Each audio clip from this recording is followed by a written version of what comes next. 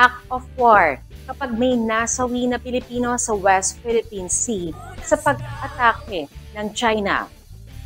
Itinuturing ni Pangulong Ferdinand Bongbong Marcos Jr. na act of war sa oras na mayroong nasawi na Pilipino sa West Philippine Sea dahil sa mga pag-atake ng China.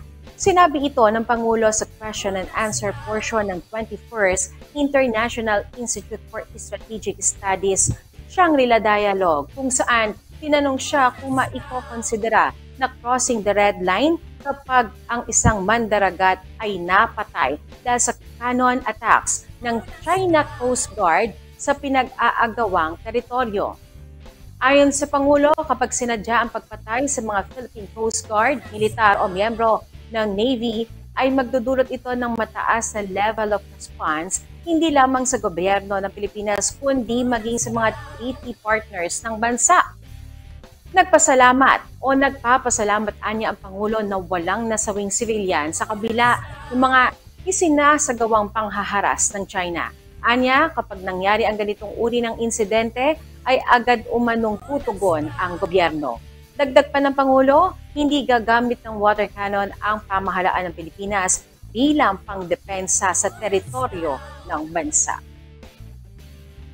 At sa kabila po ng tensyon sa pagitan ng Pilipinas at China dahil sa pinag-aagawang teritoryo sa West Philippine Sea, ay pinagpasalamat pa rin po ni Pangulong Ferdinand Bongbong Marcos Jr. na walang nasawing sibilyan o mandaragat sa pag-atake ng China kamakailan.